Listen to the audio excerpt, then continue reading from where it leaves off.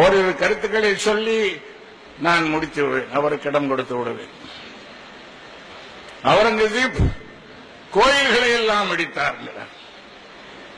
800 ஆண்டு காலம் முஸ்லிம்கள் ஆண்டிருக்கிறார்களே, அவர்கள் கோயில்கள் எல்லாம் இடித்திருந்தால் இன்றைக்கு பழமையான கோயில்கள் இன்றைக்கு வரைக்கும் நிற்கின்றனவே, எப்படி இவை மிஞ்சின? வாழால் பரப்பப்பட்டது என்று சொல்கிறார்களே, 800 வருஷம் ஆண்டிருக்கிறார்கள் முஸ்லிம்கள். இன்றைக்கு வாழால் பரப்பப்பட்டிருந்தால் இந்திய நாட்டிலே எல்லோருமே முஸ்லீமாக இருந்திருக்க வேண்டுமே, ஏன் இல்லை? பெரும்பான்மையாக கூட இல்லையே, ஏன் சிறுபான்மை? தலைநகரமாக இருந்த டெல்லியிலேயே பெரும்பான்மையாக இல்லையே, ஏன் சிறுபான்மை? எவ்வளவு பொய்கள்! அண்மையிலே மதுரை ஆதீன வரலாறு ஒன்று வெளியிட்டிருக்கிறார்கள். மதுரை ஆதீன வரலாறு.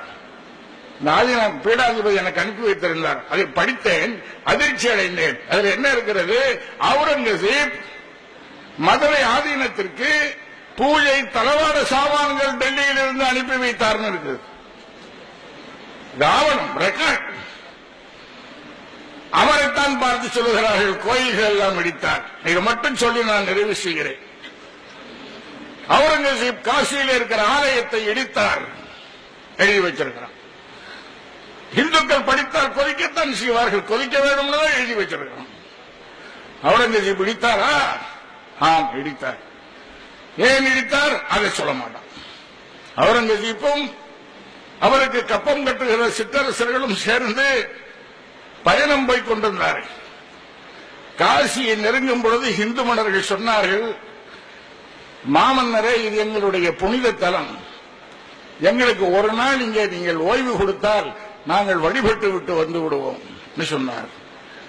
அந்த அவுரங்கசீப், மத வெறியர் என்று சொல்லப்படுகிற அந்த அவுரங்கசீப், தாராளமாக நீங்கள் வழிபட்டு வாருங்கள், ஒரு நாளைக்கு நான் இங்கே தங்குகிறேன் சொன்னார். அப்படியே எல்லோரும் வழிபட்டு விட்டு வந்து விட்டார்கள். மாலை நேரம் திரும்பி விட்டார்கள். ஆனால் சோதித்து பார்த்த பொழுது ஒரே ஒரு ராணி திரும்பி வரவில்லை. தேடி பார்த்தார்கள், எங்கும் கிடைக்கவில்லை. கடைசியில் மன்னர் அவுரங்கசீப் இடத்தில் முறையிட்டார்கள். மன்னரே, ஒரு ராணியை காணும், நாங்கள் தேடி பார்த்தோம், கிடைக்கவில்லை.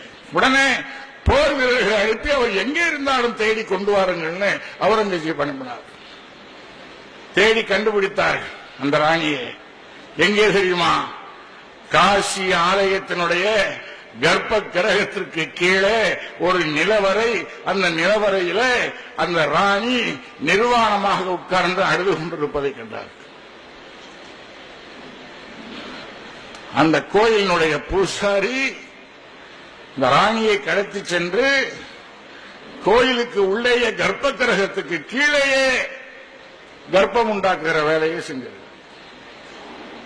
இதை பார்த்த உடனே துடித்த இந்து மன்னர்கள், மன்னரே, இந்த கோயில் தீட்டாகிவிட்டது, இதில் வழிபடக்கூடாது, நாங்கள் இதில் வழிபட மாட்டோம், என்ன செய்ய வேண்டும்? இது உங்கள் விஷயம், நீங்களே தீர்ப்பு சொல்லுங்க. இதை இடித்து விடலாம், இதை இடித்துவிட்டு நீங்கள் எங்களுக்கு புதுசாக கோயில் கட்டி கொடுங்கள் என்று சொல்ல, அதற்காக இடிக்கப்பட்டு இன்றைக்கு இருக்கிற காசி ஆலயம் அவுரங்கசீப்பினால் கட்டி முடிக்கப்பட்டது.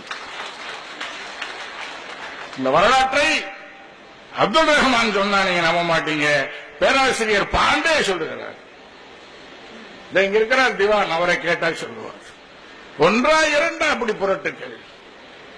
எங்களை பயங்கரவாதி என்கிறான், அந்நியன் என்கிறான். நாங்கள் எப்படி அந்நியன் ஆவோம்? இந்திய தேசத்தை பிரிவினை செய்தவர்கள் என்கிறான். இந்தியாவில் ஒரு தேசத்தை உருவாக்கி கொடுத்தவர்கள் நாங்கள் தானே. 86 தேசம் வச்சிருந்தீங்க. அலாவுதீன் ஹில்ஜி அல்லவா அதை ஒரே நாளாக ஆக்கி கொடுத்தார். யாராக்கி கொடுத்த இந்த நாட்டை ஒரு இந்திய நாடுன்னு சொல்லி எத்தனை பழிபாவங்கள், பொய்யுரைகள்.